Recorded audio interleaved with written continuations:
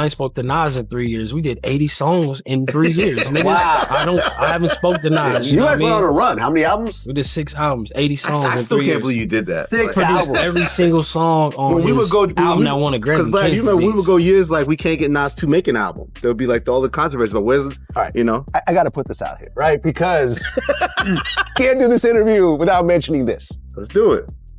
For a long time, I used to say that after Illmatic, Nas was the worst beat picker of all time. Oh, you started that. I started that. When you see that, it came from this guy. Because I was frustrated. I was frustrated album after album. He had his moments, but I felt like the magic from Illmatic, which is one of my favorite albums, period. Yeah. He couldn't quite match that after. Do you think he stopped? Because with Illmatic, he had like the great producers, East Coast producers of that time. Yeah. Premier, Large Professor. Did you think he stopped like really collaborating producers and trusting producers? Like in a way he finally probably did with you. We did a lot of great work, but I don't see us working again. You know really? Yeah, for sure. Was there a reason why you're not working again? I mean, it's a lot of reasons, you know what I mean? But it's something I just really don't want to dig too deep in because it's just like pretty deep, you know what I mean? But it's like, you know, respect to what we did get accomplished in 3 years.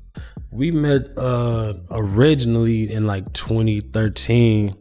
I did a demo with Frank Ocean, and Frank Ocean played it for Nas. He was like, me and Frank had a session of our own. We was just working on music.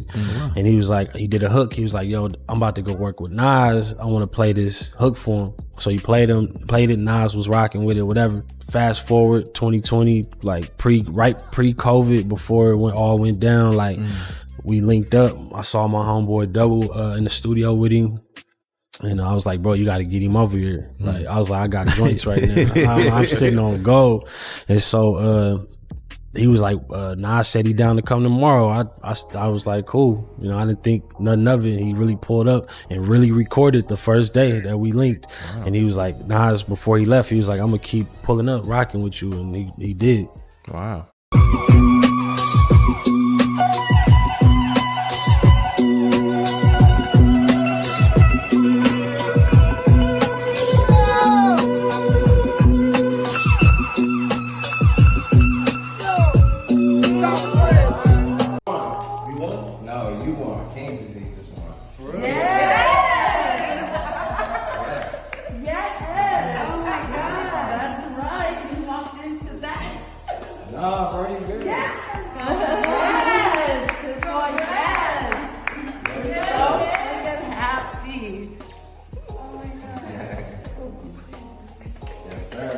King's Disease 1 and 2, the Hall of Fame chemistry. Hit Boy says, when you come in the studio. And I said, Hit Boy said that? Be there tomorrow. And a shout out to Hit Boy, who produced this album, the entire album. He produced the other 2 albums and also the album Magic. We slipped in 4 albums in 2 years. We started the first one in 2020 when the pandemic hit. So at first I was scared to come outside, and then Hit Boy was in the studio like, come on, man, it's like a month, you didn't leave your house. And he got me to come outside and had nothing else to do. Right. And we finished the first one really quick, and we said, you know, we should do this again. And here we are with the 3rd one on my label, Masterpiece. Working on the 5th album, right? That sounds crazy. Five. Yo, and I thought Hit ain't even want to work in 2020, 2019. I thought he didn't want to work. That's why as soon as you step out there, because I'm like, yo, we gotta pull up on this nigga Hit, nigga. As soon as I walk out the door. As soon as I'm talking about, we gotta pull up on Hit, nigga. Right. He was like, shit, set up for tomorrow. I'm like, I said, shit, tomorrow. Let's go. Yo. Nigga, I ain't left. Crazy. I ain't left. Did 3 songs in one day. Come on, man. It was another 3 years. For 3 straight years, Nas and Hit Boy looked like one of the strongest rapper-producer teams in hip-hop. 6 projects, around 80 songs, a Grammy win, and a run that had fans wondering how they were moving that fast this late into Nas's career. From the outside, everything looked solid, but behind the scenes, apparently, things had already gone cold.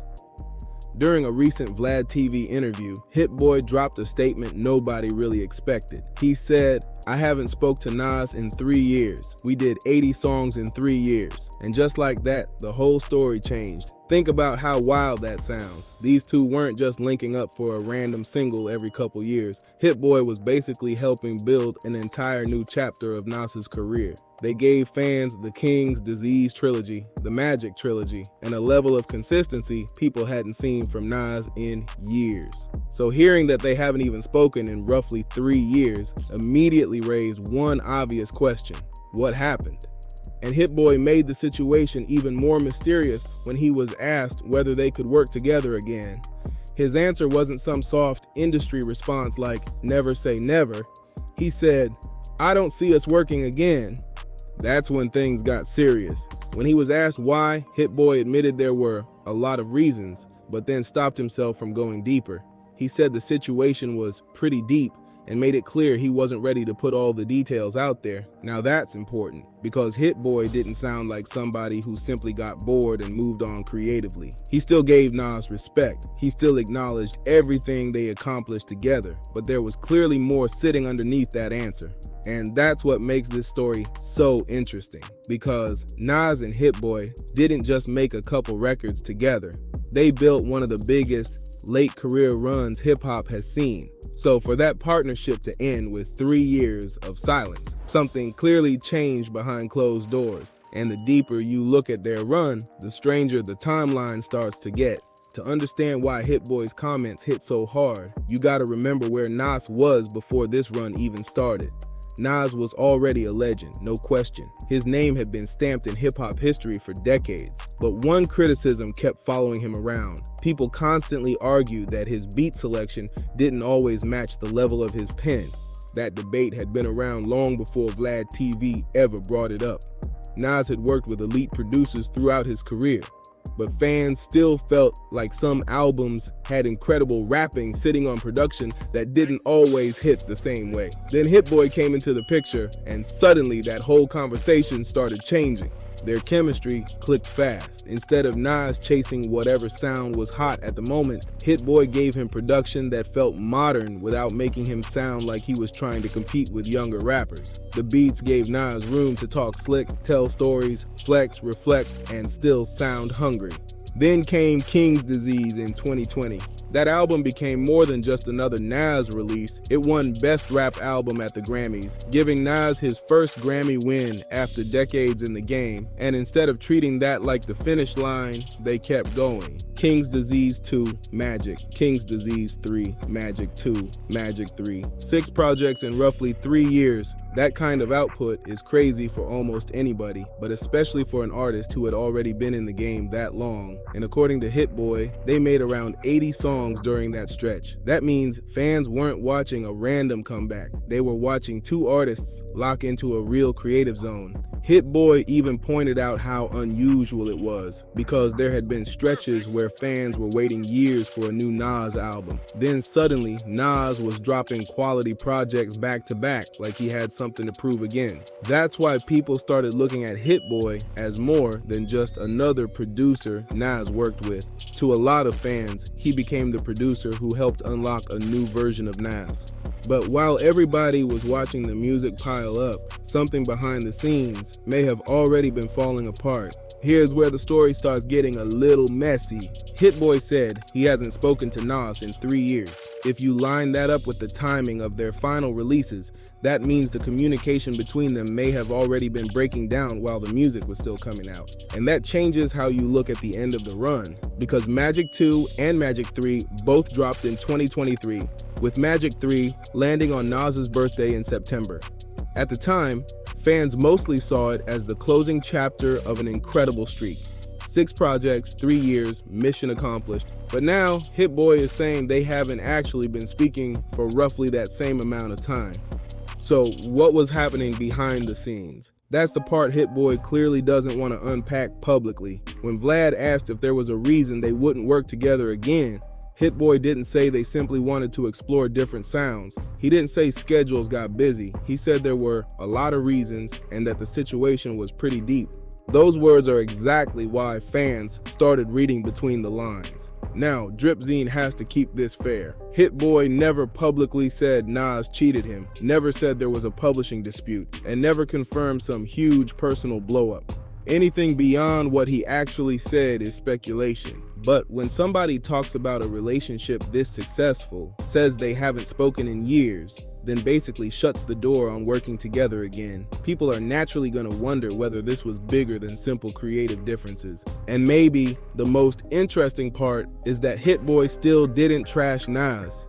He gave the work its respect. He acknowledged what they accomplished. There was no diss track, no public back and forth, no disrespectful rant, just a very clear distance between two people who once spent years making music together. That almost makes it more mysterious, because sometimes the loudest fallout is the one where nobody says much at all. And once fans started trying to figure out what could have caused that silence, the conversation quickly moved from music into something hip-hop relationships have been destroyed over plenty of times before: business. Once fans heard Hit Boy say the situation was pretty deep, the theories started flying, and one of the biggest questions was obvious: did money or music business politics get in the way? Now, there's no proof that a contract dispute caused the split, so Dripzine isn't going to turn internet speculation into fact.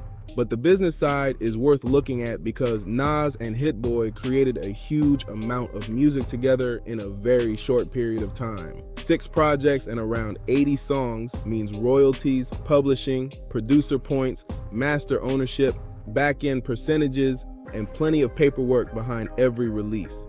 Nas was putting these projects out through his mass appeal operation, while Hit Boy was coming into the situation with his own complicated history in the industry. Hit Boy has spoken before about restrictive publishing situations from earlier in his career, so naturally, once fans heard that he and Nas weren't even speaking anymore, some people started wondering whether contracts or ownership could have created tension somewhere along the way. But again, Hit Boy never said that happened, and that distinction matters, because it could have been business, it could have been creative differences, it could have been something personal that had nothing to do with the music at all, or maybe several small problems stacked up until the relationship just reached a point where neither side wanted to keep going. That actually lines up with Hit Boy saying there were a lot of reasons. What makes the whole thing feel different is that he didn't leave much room for optimism. Artists and producers separate all the time, then reconnect years later. But Hit Boy sounded pretty firm when he said, "I don't see us working again." That's stronger than saying the run is simply over. And when you combine that with 3 years of silence, it sounds like whatever happened left a real mark. Still, one thing shouldn't get lost in all the theories. Even if the relationship ended badly, the work itself changed how people were talking about Nas. Before Hit Boy, one criticism had followed Nas for years. After Hit Boy, that same conversation started sounding very different. For years, one of the weirdest things about Nas's legacy was that people could call him one of the greatest rappers ever and still turn around and criticize the beats he chose. That debate never really went away. Nobody questioned whether Nas could rap. The pen was never the issue. The argument was whether the production always gave those bars the right stage. And that's why the Hit Boy era mattered so much, because for once, that old criticism started getting quieter. Hit Boy seemed to understand exactly what Nas needed. He didn't try to make Nas sound 20 years old. He didn't drown him in trendy production just to chase streams. Instead, he built beats that felt fresh while still leaving enough space for Nas to actually rap. Sometimes the records were cinematic, sometimes grimy, sometimes soulful. But the biggest thing was consistency. That's why projects like King's Disease 3 and The First Magic hit so hard with a lot of listeners. Fans weren't just hearing a legendary rapper living off his name. Nas sounded locked in, focused, and comfortable over production that actually pushed him. And that's where losing Hit Boy becomes interesting, because now Nas has to prove that this new level of consistency wasn't tied to one producer. That doesn't mean Nas is done without Hit Boy. That would be crazy to say about somebody with his catalog, but the pressure changes. Whoever Nas works with next is automatically gonna get compared to the chemistry he just had with Hit Boy. And that's a tough standard. You're not comparing one song to another song. You're comparing the next chapter to 6 full projects that basically became their own era. At the same time, Hit Boy has something to prove too. Working with Nas showed he could build an entire body of work around one legendary rapper, not just make a hot single and move on. So even though the partnership appears finished, both men walk away with something major. Nas got one of the strongest late career runs hip-hop has seen. Hit Boy proved he could help shape an entire chapter of a legend's career. And that might be why this split feels bigger than a normal producer change. Because what they built together became bigger than either one of them probably expected. So after all the theories, all the timelines, and all the questions, here's the one thing we can actually say for sure. Hit Boy knows what happened, and right now, he's choosing not to tell the full story. That might be the biggest clue of all, because he had every opportunity to throw Nas under the bus. He could have blamed money, contracts, creative control, ego, or something personal. Instead, he kept it vague, said there were a lot of reasons, called the situation pretty deep, and left it there. And maybe that's intentional. Sometimes when two people accomplish that much together, the breakup becomes more complicated than one argument. There could be business involved. There could be personal tension. There could simply be years of little things piling up until the relationship stopped working. Unless Hit Boy or Nas decides to explain it, nobody outside that circle really knows. But one thing does stand out. Nas hasn't publicly turned this into a war either. No diss records, no nasty interviews, no public back and forth, just silence. And in hip-hop, where people will turn almost anything into content, that silence says a lot without actually confirming anything. Maybe one day they talk it out. Maybe they never make another song together. Either way, those 6 projects aren't disappearing. The King's Disease and Magic runs are already part of Nas's story, and Hit Boy's fingerprints are all over that chapter. The crazy part is, fans thought they were watching 2 artists completely locked in, while some kind of distance may have already been forming behind the scenes. That's what makes this situation hit different. Dripzine wants to know what y'all think. Do you believe this was probably business, creative differences, something personal, or a mix of everything? And do you think Nas and Hit Boy should ever work together again, or should they leave that run exactly where it ended? Drop your take in the comments, hit the like button, subscribe to Dripzine, and turn on notifications so you don't miss the next story. King's Disease 1 and 2, the Hall of Fame chemistry. Hit Boy says, when you come in the studio. And I said, Hit Boy said that? Be there tomorrow. A lot of times I walk in the studio and his headphones is on. He's like, yo, check this out. Here's something he's already working on. And as soon as I hear it, it's like, that's the one. He's like my Quincy. If I was to work with Hit Boy on the next thing I do, I think that we might do something that magical. That to me excites me, that possibility. Right now, we're chilling. There's no ceiling with him. Like No. The first album, we were just learning each other. In the middle of it, we said, we got to do another one. We got to finish this one first, but we're going to have to do another one. We knew. You said, this man right here is my Quincy Jones. Facts. That's crazy.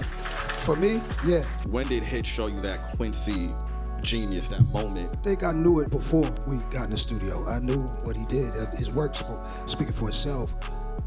So I just knew if I got in the studio with him that something was going to come out that was going to be heavy. And the Grammy goes to King's Disease, Nas. We was talking about the Grammys and all this and this. He texted me. The next thing was, you won. So I said, bro, he just said I won. And there was a silence.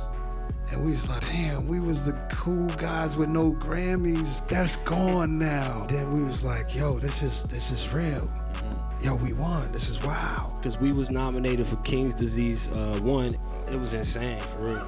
Nas could potentially go back to back for best rap album of the year. Thank Nas, man. He put me on the map in the hip hop community. Like, I've been doing this shit, but I feel like he just helped me go to another level. And that's the same thing I feel like I helped do for him. So it's a match made in heaven, for real. This shit was supposed to happen. And I appreciate you, dog, for pushing me to come in the studio and work and do shit that I ain't never seen the dudes before me. Wait, as producer of the year, what me and him have is just pure music making. His music knowledge is that crazy. There's no ego, there's no I'm better than you, you're better than me. It's like, yo, let's do something together. It was no thoughts of money, it was no thoughts of anything other than the music. Hit Boy brings that energy. Yeah, we meet each other. Like if I'm going here, he's coming here. Right. If he goes there with the music, I'm coming there. It's like, that's the way we push each other. It's not trying to outdo me, I'm not trying to, we're together. Instruments working together. Facts.